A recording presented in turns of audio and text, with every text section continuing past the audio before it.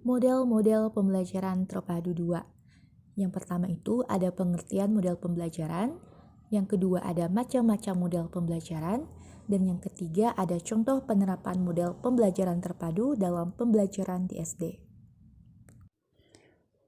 Pengertian model pembelajaran. Nah, apa sih model pembelajaran itu? Di sini tertera ya bahwa model pembelajaran itu adalah suatu perencanaan atau suatu pola yang digunakan sebagai pedoman dalam merencanakan pembelajaran di kelas atau pembelajaran dalam tutorial. Nah, model pembelajaran itu mengacu pada pendekatan pembelajaran yang akan digunakan, termasuk di dalamnya itu terdapat tujuan-tujuan pengajaran, tahap-tahapan pengajaran, lingkungan pembelajaran, dan pengelolaan kelas. Model pembelajaran itu pada hakikatnya itu adalah teknik kegiatan belajar mengajar yang dilakukan antara guru dan dengan metode-metode tertentu agar penyampaian materi yang dilakukan oleh seorang guru itu dapat diterima dan dipahami secara baik dan benar oleh siswa, sehingga tercapailah tujuan pembelajaran yang diharapkan sesuai dengan kurikulum yang berlaku. Yang selanjutnya model-model pembelajaran terpadu. Nah, yang pertama itu ada model pembelajaran Webet. Jadi, model pembelajaran Webet atau model jaring laba-laba ini adalah pembelajaran terpadu yang menggunakan pendekatan tematik. Nah, pendekatan ini pengembangannya itu dimulai dengan menentukan tema. Nah, tema tertentu ya. Jadi, temanya itu bisa ditetapkan dengan negosiasi dengan siswa, tetapi dapat pula dengan cara diskusi bersama guru. Nah, setelah tema tersebut disepakati, nah lalu dikembangkanlah sub-sub temanya dengan memperhatikan kaitannya dengan bidang studi. Nah, dari sub-sub tema ini dikembangkan aktivitas belajar yang harus dilakukan oleh siswa. Nah, jadi model Webet atau jaring laba-laba ini terimplementasi melalui pendekatan tematik sebagai pemandu bahan dan kegiatan pembelajaran. Kelebihan dari model pembelajaran Webet ini, yang pertama, penyeleksian tema itu sesuai dengan minat, akan memotivasi siswa itu untuk belajar.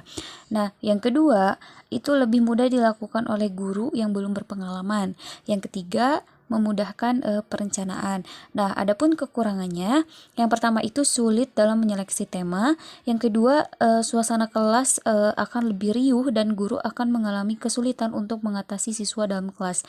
Nah, yang ketiga, dalam pembelajaran guru itu lebih memusatkan perhatian pada kegiatan daripada pengembangan konsep. Yang kedua, itu ada model pembelajaran 3D.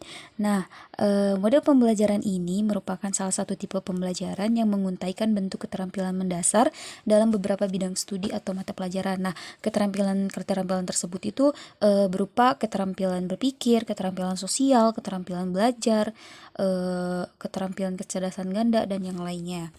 Adapun kelebihan dari pembelajaran 3D ini, yang pertama, mengembangkan konsep metakurikulum dan kepedulian pada keterampilan berpikir yang dikembangkan pada diri siswa di balik materi atau konten pembelajaran. Yang kedua, guru itu menekankan perilaku metakognitif sehingga siswa itu belajar bagaimana mereka belajar, atau istilahnya itu to learn how they learn. Nah, di balik kelebihan tentunya ada kelemahan ya. Nah, kelemahan tipe model pembelajaran ini, yang pertama, guru itu memerlukan suatu pemahaman keterampilan dan strategi yang harus digunakan agar siswa itu dapat mengembangkan dirinya dalam rangka menyisipkan metakurikulum itu melalui isi. Nah, dengan kata lain, mempersyaratkan guru memahami keterampilan-keterampilan potensial yang dibawa oleh konten mata pelajaran. Nah, yang ketiga, koneksi mata pelajaran antar disiplinnya itu tidak diajarkan secara eksplisit dan tidak mendapat penekanan.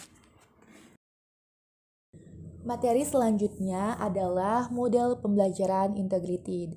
Apa sih model pembelajaran integrated ini? Menurut Fogarty, pembelajaran terpadu model integrated merupakan pendekatan belajar mengajar yang memadukan 4 atau lebih mata pelajaran dengan memprioritaskan konsep-konsep, keterampilan-keterampilan, atau sikap yang dapat dipadukan dari masing-masing mata pelajaran yang bertolak dari tema sentral. Kita bisa lihat pada layar di sana ada contoh dari model pembelajaran integrated. Kelebihan yang pertama, memudahkan siswa untuk mengarahkan keterkaitan dan keterhubungan di antara berbagai mata pelajaran. Yang kedua, mampu membangun motivasi belajar siswa. Untuk kelemahannya, yang pertama terletak pada guru, yaitu guru harus menguasai konsep, sikap, dan keterampilan yang diprioritaskan. Yang kedua, penerapannya yaitu sulitnya menerapkan tipe ini secara penuh. Yang keempat, ada model pembelajaran immersive. Model immersive adalah model pembelajaran terpadu yang berpusat untuk memadukan kebutuhan para siswa atau mahasiswa, di mana mereka akan melihat apa yang dipelajarinya dari minat dan pengalaman mereka sendiri. Jadi model ini berdasarkan minat dan pengalaman siswa atau mahasiswa itu sendiri.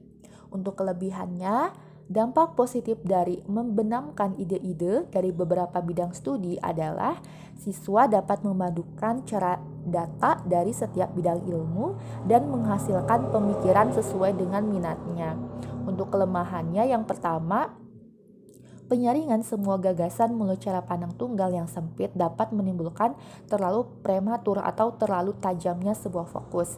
Yang kedua, pada jenjang pendidikan dasar, keluasan wawasan pemikiran siswa merupakan hal semestinya ditekankan, tidak terlalu terburu-buru untuk mengkhususkannya. Kita bisa lihat di layar juga ada contoh dari model pembelajaran imersif. Yang selanjutnya ada model pembelajaran networks.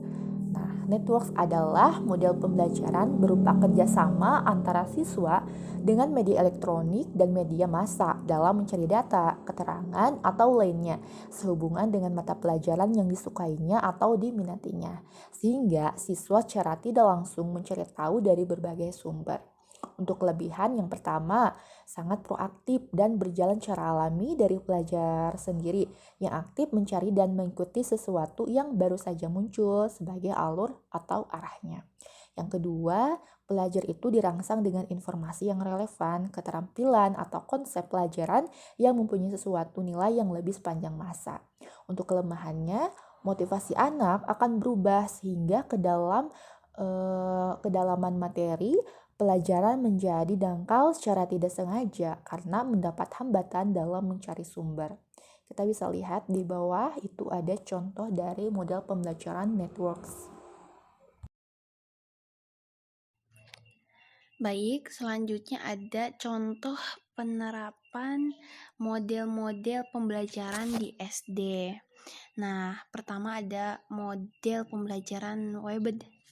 Nah, untuk memulainya, kita bisa dengan menentukan tema.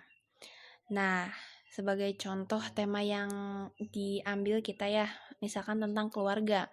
Nah, dari tema ini dapat dikembangkan dan dipadukan gitu ya, menjadi sub-sub tema yang ada pada beberapa mata pelajaran. Nah, di sini dicontohkan ada 5 ya. Pertama ada IPA. Nah, standar kompetensinya mengenal berbagai benda langit dan peristiwa alam, cuaca dan musim serta pengaruhnya terhadap kegiatan manusia. Nah, di sini si siswa diajarkan tentang macam-macam benda langit dan peristiwa alam yang terjadi di sekitarnya. Nah, dari peristiwa alam tersebut, siswa diharapkan dapat menjaga kebersihan rumahnya. Kemudian ada IPS, standar kompetensinya mendeskripsikan lingkungan rumah. Nah, jadi si siswa di sini ya diajarkan untuk mendeskripsikan bagaimana sih keadaan lingkungan rumahnya masing-masing gitu ya. Kemudian ada matematika. Nah, standar kompetensinya mengenal bangun datar. Nah, di sini siswa diajarkan tentang bentuk-bentuk bangun datar ya. Misalnya ada pintu rumah berbentuk persegi panjang, terus ada jendela yang berbentuk persegi gitu ya. Pokoknya benda konkret yang seperti biar bisa dijelaskan gitu ya, lebih si anak tuh dapat mengerti. Kemudian ada PKN. Nah, standar kompetensinya menerapkan kewajiban anak di rumah dan di sekolah. Nah, di sini siswa diajarkan tentang mengikuti tata tertib di rumahnya nih, bekerja sama dengan anggota keluarganya dengan baik ya. Kemudian yang kelima ada bahasa Indonesia. Standar kompetensinya yakni memahami teks pendek dengan membaca nyaring. Nah, di sini si siswa membaca teks tentang kehidupan keluarga yang harmonis. Kemudian Contoh penerapan pada model 3D ya yang kedua. Nih di sini pada materi kelas 4 SD semester 1-nya. Di sini ada mata pelajaran IPA. Di sini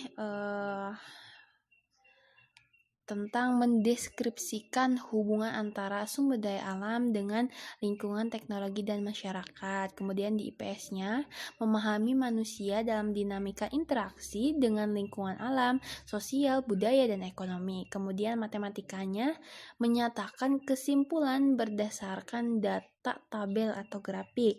Kemudian bahasa Indonesianya menggali informasi dari teks wawancara tentang jenis-jenis pekerjaan, serta kegiatan ekonomi dan koperasi dengan bantuan guru dan teman dalam bahasa Indonesia ya. Kemudian secara lisan dan tulisan dengan memilih dan memilah kosakata baku. Selanjutnya yang ketiga ada penerapan dari model pembelajaran integrated ya. Nah, penerapan model pembelajaran integrated atau terpadu ini ya memadukan SK ya, standar kompetensi atau kompetensi dasar atau KD ya, masing-masing mata pelajaran yang saling berhubungan gitu ya, dengan atau untuk membangun suatu topik utama. Nah, gabungan dari masing-masing kompetensi dasar ini menjadi dasar dalam menentukan indikator pembelajaran dan tujuan pembelajarannya. Kemudian kita bisa ambil contoh ya pada kelas 4 untuk mata pelajaran bahasa Indonesia, IPA, IPS, dan matematika. Nah, pada bahasa Indonesia nih KD-nya menulis petunjuk untuk melakukan sesuatu atau penjelasan tentang cara membuat sesuatu. Kemudian ada di kompetensi dasar IPA-nya mendeskripsikan hubungan antara struktur kerangka tubuh manusia dengan fungsinya. Kemudian ada kompetensi dasar IPS membaca peta lingkungan setempat, misalkan nih kabupaten atau kota atau provinsi dengan menggunakan skala sederhana. Kemudian kompetensi dasar matematikanya melakukan operasi perkalian dan pembagian. Nah, dari situ KD-nya bisa kita gabungkan nih yang dapat didiskusikan gitu ya. Nah, jadi menulis petunjuk penggunaan alat peraga, struktur kerangka tubuh manusia dan fungsinya, dan menemukan skala antara alat peraga dengan rata-rata tinggi badan siswa. Selanjutnya yang keempat ada model pembelajaran immersed. Nah, contoh penerapannya ini bisa di kelas 5 SD ya. Misalnya pada materi pencemaran udara. Nah, di sini dapat dijelaskan pada materi pelajaran IPA, PKN, Bahasa Indonesia, dan Seni Rupa. Nah, materi tersebut bisa membahas tentang misalkan IPA-nya, membahas tentang pernapasan pada manusia, terus PKN-nya tentang peraturan pemerintah. Kemudian juga Bahasa Indonesianya tentang menceritakan hasil pengamatannya. Kemudian di seni rupanya bisa membuat tentang poster sederhana. Baik, selanjutnya yaitu contoh penerapan dari model pembelajaran network ya. Nah, sudah dijelaskan mungkin sebelumnya bahwa model ini itu berupa kerjasama ya antar siswa dengan seorang ahli dalam mencari data atau keterangan sehubungan dengan mata pelajaran yang disukainya atau diminatinya, sehingga siswa secara tidak langsung mencari tahu gitu ya sumbernya dari mana saja. Nah, di sini ada contohnya, misalkan nih misinya itu manfaat matahari bagi kehidupan. Nah, di siswa ini dalam bahasa Indonesia ini bisa mencari tentang gagasan pokoknya. Kemudian di IPA-nya mempelajari tentang perubahan energi mataharinya. Kemudian di IPS-nya bisa membahas tentang pemanfaatan sumber daya alam.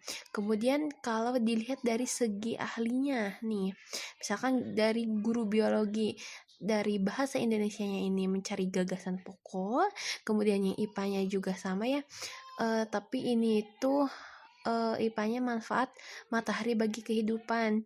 Nah, adapun IPS-nya yakni manfaat sumber daya alam bagi masyarakat.